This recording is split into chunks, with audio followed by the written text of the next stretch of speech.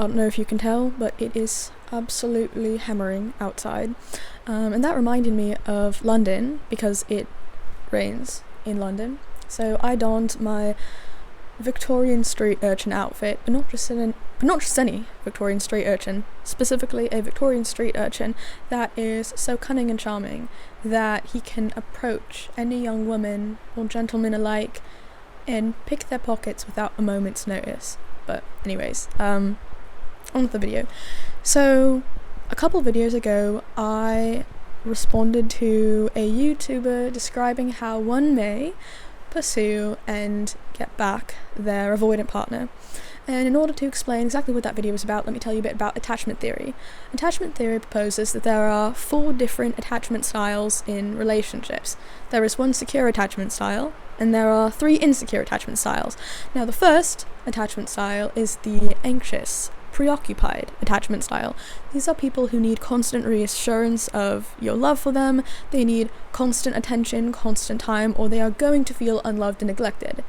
The second are avoidants. They are the polar opposite. They find a lot of time and attention to be threatening to their independence, and as a result withdraw and neglect their partner. And the third is an unholy combination of the two, which is what I have. So anyways, in that previous video, a YouTuber basically described the steps. Excuse me, itching my nose is not very professional, I know. This YouTuber basically described how one may win back his avoidant by giving him enough space, and then, after a few months have passed, pursuing that avoidant and, letting them know you'll still be there for them, etc. And I went above and beyond to say, you should not do this. This is not a healthy thing to do. You should not pursue somebody who's going to neglect you and run away from their issues. You should find somebody who has a secure attachment style. And I find that people with secure attachment styles aren't going to be the ones who pursue avoidance. It's usually somebody with an anxious attachment style who, doesn't like losing people and wants to be in control of their relationship. And if the partner leaves, that assumes a lack of control. And instead of going out and having another cycle with a new person, this anxious person will probably want to go back and find that avoidant that they lost who broke their heart. And also in my last video, I talked a bit about my relationship with an avoidant and how it ended, and how I sort of won him back as a friend. And I now have updated news, which I may spill at the end of this video if you are patient enough, and I'm specifically going to put it at the end so that you get bored part of the way through this video and leave before I spill the tea. So anyways, stay tuned or don't stay tuned. Just listen to what I have to say about anxious attachment styles. I find that avoidants get a lot of hate and criticism on the internet, and it is usually from their exes who feel spurned and snubbed by them. These avoidants just kind of left, ghosted them, disappeared after a few months or maybe even a few years. And not enough, I feel, is talked about anxious attachment styles and the damage they can cause. So, using anecdotal evidence and personal experience, I find that people with an anxious preoccupied style gravitate towards people with attachment avoidance. I don't know why. I don't have any reason or evidence or patterns to follow, but part of it could be a mutual subconscious desire for self-destruction or self-sabotage.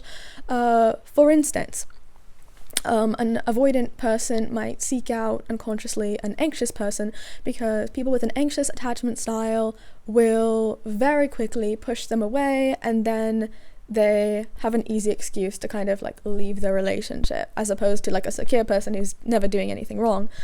Similarly, an anxious person might seek out an avoidant because they can predict that the avoidant will at some point leave them, so it gives them, it sort of fulfills their sick expectations that the partner is always going to leave them and abandon them, and then their avoidant partner does, and the cycle continues, and it's very predictable and familiar to both partners involved.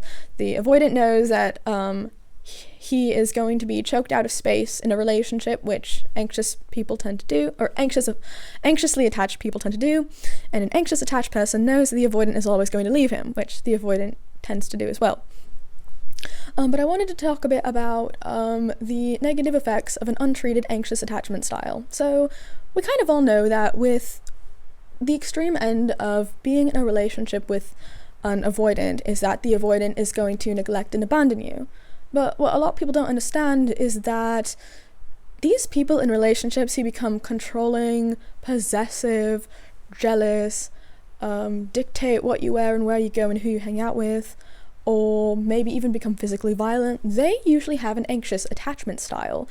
That's usually fueled by a preoccupied anxiety with the relationship and the fact that, or, this concern that you're going to leave them, or you're going to seek out somebody better, or they're never going to be convinced that you actually do love them, and they're never going to trust you.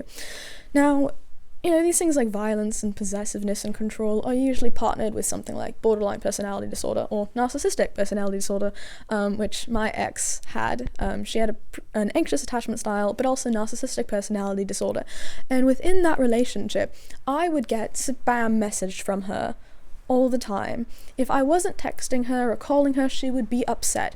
And then every time I did text and call her, it would be an argument about how I wasn't spending enough time with her, how I didn't really care about her, how she was all alone, and one day I was going to leave her for someone else. She would constantly accuse me of cheating, even though the irony was that she was the one sliding into the messages of dozens of girls having sexual role plays with them, which I kind of only found out about a year after we broke up. So it turned out like she was the one, cheating, if you will, on me, because it was an online relationship. But she was the one cheating on me while accusing me of being, of infidelity, even though I wasn't doing that at all. And it was literally projection. There was gaslighting going on in that relationship. Conversations that we had were rewritten to fit her narrative. This is another thing I forgot to mention. People with an anxious attachment style victimize themselves. People with an anxious attachment style feel really anxious and upset and miserable in a relationship because they have this anxiety in the back of their mind that their partner will never actually love them, that they will never have a secure relationship with their partner, and that the partner is always going to leave them. If you are convinced that your partner is going to abandon you at some point, you're never going to trust that person, and you are always going to feel miserable. And what somebody with an anxious attachment style will do when, they are not self-aware and realize that it's their own anxiety talking, they're going to be like, I feel miserable, it's your fault, and they're going to victimize themselves and villainize their partner. And that, victimization / villainization is somebody that anyone with an insecure attachment style can do. For instance, an avoidant might victimize themselves and be like, you never give me enough space, you always expect me to respond within 15 minutes, victimize themselves a bit, but it's really not as extreme as an anxious attached person. So as I mentioned, my ex-girlfriend, she would victimize herself all the time. She would act like I was the one hurting her, and because, I probably have OCD, and I kind of have this lingering obsession that I am by default a toxic person, that I am by default somebody who needs to work harder than others to show my affection for them and prove that I care about them. It really messed with my head and made me believe, oh, well, she's miserable, I must be hurting her somehow. So I would devote every waking moment of my day to either spending time with her or making artwork for her, giving her gifts, doing things for her to prove and reassure her that I loved her. And she wasn't even doing the same thing for me. I would spend all my waking moments with her. I would call her during my lunch at school. Sometimes I would even call her during my runs, during cross-country practice after school. I would make her paintings and drawings every single day. I would make video edits of us and I would send them to her, and she would then turn around and be like, I do so much for you. Every night I light a candle for you. Every night when I make a cup of tea, I make another one for you.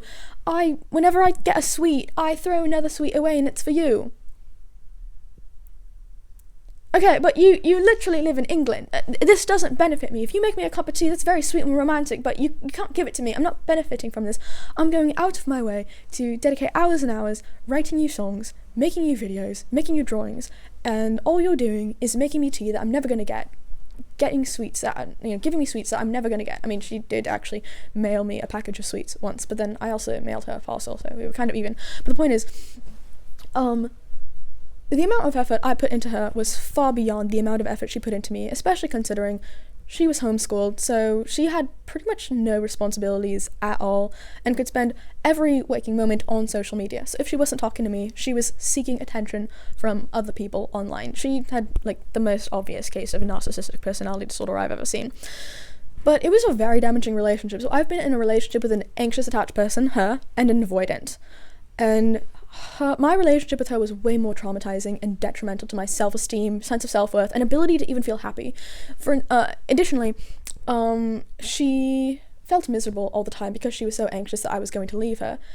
And as a result, she wouldn't allow me to be happy either. So if I was having a good day, she would break me down and argue with me until I felt miserable. And once I was miserable, then she would comfort and console me. I was very quickly privy to these patterns, and I realized that she would only be nice to me if I was miserable too. And that was really sick because I was so desperate for her to be kind to me and to love me and show me affection that even though I knew exactly what she was doing, I let her break me down because I just wanted her to be happy, and I wanted her to extend me the same kindness that I was breaking my back to show to her. And it took months, it took like a year afterwards for me to finally be able to be happy again without feeling guilty for having positive emotions. Anyways, so that's what I'm trying to say. Somebody with an anxious attachment style can cause a lot more damage than somebody with an avoidant attachment style, because like when you're in a relationship with somebody who makes themselves a victim, it's really quite selfish because you're essentially telling your partner, nothing you do is good enough for me, nothing you do will convince me that you actually love me, and there's kind of no point for your partner to be in a relationship with you because you don't trust them. You're not happy. Why should they be happy in this relationship either? So I don't know, maybe I'll make it some kind of question just like that other guy did with avoidance. He asked the question, how do you win back your avoidant? And I'll say in this one, how do you reassure your anxious attached person? And the answer is that you don't. There is no way to reassure a person who has an unbridled anxious attachment style. Now you could try to help them be self-aware. You can say, hey, I do a lot for you, I do a lot of this for you, and like when I tell you I love you, I mean it, and that does not expire after 5 minutes. But I get the sense that you don't believe me when I tell you that I love you. Now they very likely might hit you with a, you never listen to me, but what about like all this that you don't do for me, or all this that you do that proves you don't love me. At that point, really just give up. You're not the therapist, you're the boyfriend or girlfriend. Just let them be, just leave them. You're not going to fix them. But if you want to do anything, try to bring to their attention the fact that you do love them, and the fact that it seems that a lot of their anxiety really only exists in their head. So I used to have an anxious attachment style before my last relationship gave me an anxious avoidant style. Pardon me for a moment, my dears. I'm going to hydrate.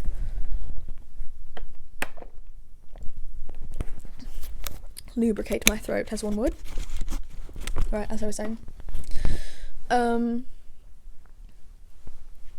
yes, I used to have an anxious attachment style, and I was only aware of the language within the last year, honestly, or maybe even a very end of 2023.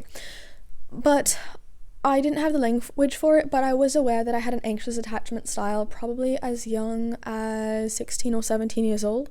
And once I was self-aware, I put in a lot of effort to take control of that and never make the anxiety in my head that no one would ever truly love me, I would never truly feel safe and secure in a relationship. I tried to not make that my partner's problem and let that be something that I dealt with. Choose to believe that if my partner said she or he loved me, that he wasn't lying, and to recognize all the actions he was doing to show his love for me, recognize all the time he was spending with me, and all the words he was saying to communicate that he loved me, without just saying that he loved me, which he did, which my partners, which I didn't have that many, they did. There were frequent declarations of the fact that they loved me. I have never been the type of person to text, where are you? Why aren't you responding? Where'd you go?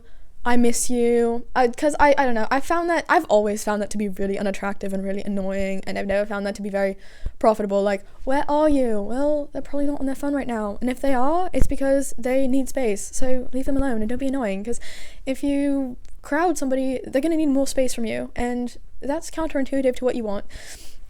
But whatever. But when I was in the two relationships that I was in, which were both very unhealthy at the time, at the time, I struggled to, like, I tried to take full control of my anxious attachment style. I never made my anxiety somebody else's problem. I did not overcrowd. I did not spam. Well, I usually didn't really spam message people. Certainly, I could text a lot more than one person could, obviously. But I was in a relationship with somebody who was very anxious, and that was really damaging to my own attachment styles, and it made it very difficult for me to, well, not necessarily trust people. It made it difficult for me to believe that I had agency in relationships. It made me convinced that I was a bad person. It just really damaged my self-esteem and gave me a lot of self-loathing. That was what, like, because I was in a relationship with somebody who was victimizing herself 24/7, so I was convinced I must be the bad guy, especially because she was a lot younger than me, so it was very easy to see, oh, I'm probably doing something wrong because she's so much younger than me. But the truth is, both of us had the exact same experience level. Neither of us were more experienced than the other. Both of us were very sheltered, and both of us really did connect on an emotional level. So I wasn't really taking advantage of somebody younger than me. It was probably unwise because she was naturally very immature, and I grew tired of her very quickly, but I was still loyal to her. I was never going to cheat on her. She was my girlfriend, and I did not want to be the one to break up with her. I did not want to be the one to hurt her because I loved her and I wanted what was best for her. I did break up with her a couple times, but I made the mistake of continuing to go back to her because I was addicted to her. So it was like, I made some mistakes too in that situation. When I was in a relationship with an avoidant, it was very, very difficult for me to control my anxious tendencies because he was not doing much to control his own avoidant tendencies. So when I gave him space, when I trusted that if I was going to give him space, but he would still love me, within that span of a week, or even longer actually, he kind of just lost interest in me. He just lost feelings for me, and I didn't find out until I confronted him, and he told me that he didn't have feelings for me anymore. And that really did destroy my trust a lot, and actually, as kind of a result of the last relationship, has made me a lot more avoidant myself, because I can put so much effort into a relationship with someone. They can tell me that they love me, they can put effort into me, give me attention, give me time, give me, every method of communication to show that they do love me and that they do want to be with me, and then overnight they can just lose feelings, and it was just sort of without warning, and I couldn't be in control, and I didn't know what was going on. I didn't know how to stop it. So that was very damaging. But anyways, I hope you understand more about anxious attachment styles and how damaging they can be. I put in a lot of effort to break the habit of my anxious tendencies. I put in a lot of effort to really end the cycle of my urges for what I wanted to do as an anxious person, such as, message somebody every 5 minutes. I know most people don't like that. Call somebody every day for hours a day. Again, most people can't really do that. It's overwhelming, and it's not a shortcoming. Oh, actually, here's what I wanted to say. I wanted to put this at the beginning of the video, but I forgot to. So, a few weeks ago, I saw a Reddit post of a girl asking if she was overreacting for her boyfriend not calling her before he went to sleep. So she told a story about how she is in a relationship with her boyfriend, and when they can't be, they're both like 19, 20 years old, and when they can't be together, they will call each other, and they kind of have a routine of calling each other every night. And she said that lately his video games have been taking precedent over her, and he hasn't been calling her at night because he's been playing video games instead. And she said that she exploded at him for this, and she asked, was she overreacting? And I didn't even have to read any added context. I was like, okay, listen, calling somebody every night can be overwhelming, and eventually your partner might get tired of that. It's so much better to hang out with them in person. It's so much better to just sort of trust their love for you and not need constant reassurance. I could tell right away that this girl had an obvious anxious attachment style. And then it turned out that this wasn't even a pattern for the boyfriend. It was just one night, because he spent one night playing a video game instead of calling her. And that same day that he was supposed to call her, he kept texting her every hour, reassuring her, chatting with her. So he was constantly communicating with her. He was expressing affection for her. And the comments were filled with people saying, okay, it's really telling that after one night of your boyfriend not calling you, you're going to flog him on Reddit and talk about what a bad boyfriend he is. That speaks volumes about you, girl. But yeah, just an example of somebody with a clear anxious attachment style that isn't noticed as much as we notice avoidance. Okay, so now that it's past the 20-minute mark, let me give you an update on my relationship, my saga with my ex, if you will, and, you know, avoidance and chasing and all that. I would say not 2 weeks had passed since I made that YouTube video that I exploded. So what you might not have realized in that video was I was madly in love with my ex, who had chosen to remain friends with me, who did not want to have a relationship due to the time zone difference and the age gap. And I respected this, but it didn't stop my feelings from returning.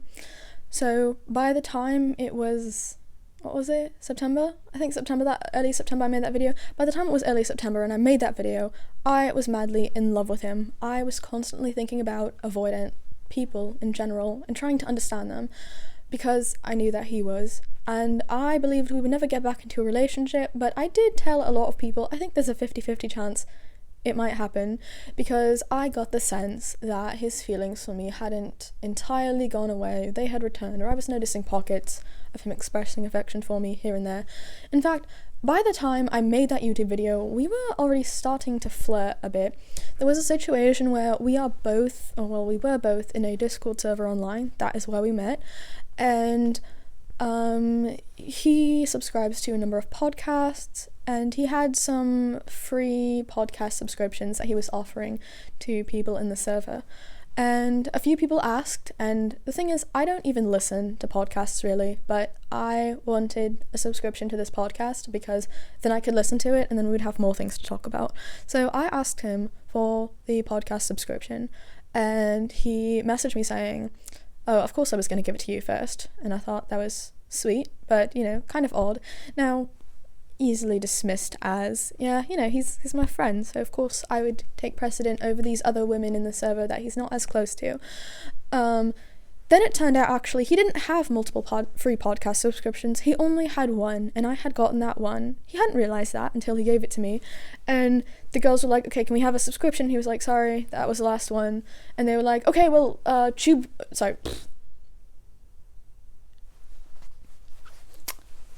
They basically made a comment about fighting to the death for this last podcast subscription, and he was like, already spoken for. The thing is, try as he might to insist that there are never double meanings to what he says, there is always intention behind his word choices. So if he's going to say something like already spoken for, that usually refers to somebody being married or somebody being in a relationship. Oh, this person is already spoken for. This person has been claimed by a romantic partner already. This podcast subscription was claimed by a romantic partner already. Very choice words.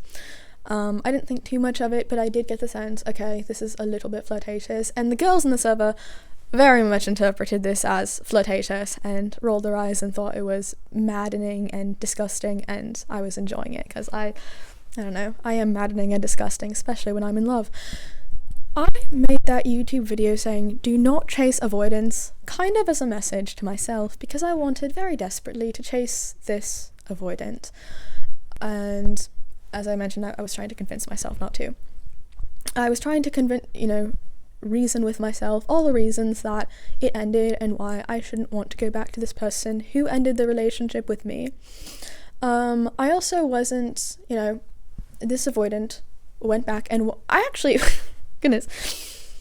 The person I made the end of the YouTube video about actually watched my video and told me that he didn't agree with my assessment of me, but he thought my perspective was interesting.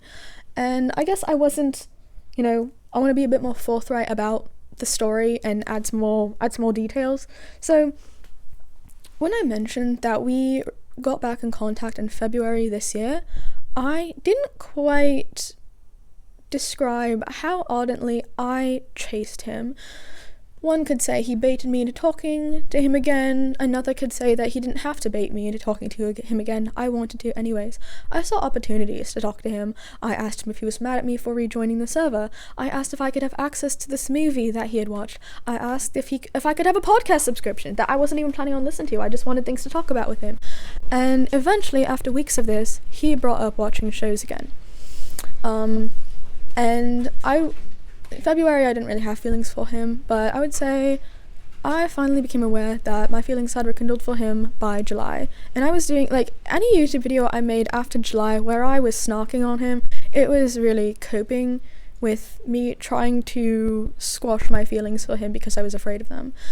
And at the end of September, I exploded, and I told him that I had feelings for him. I told him that I don't think they're ever going to go away because he's attractive to me, and as long as we continue talking, they're going to remain. I also told him I am not emotionally unavailable towards other people. I can have a crush on him and still find a new relationship, but I'm never going to not have a crush on him. And he essentially said, "Funny you should mention that." And he kind of confided in me that he felt pretty similarly about me.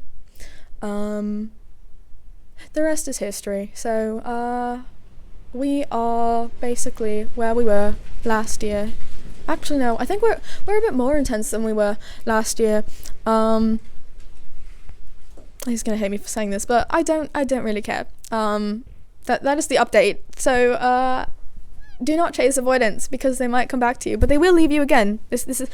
I don't want to make any more YouTube videos about this because I already made enough YouTube videos about age gap relationships, avoidance, toxic relationships, grooming, whatever, blah blah blah blah blah. This is just the update on my last video. Yeah, anyways, I hope you learned a lot about anxious attached people and how to not be one. Goodbye, love you.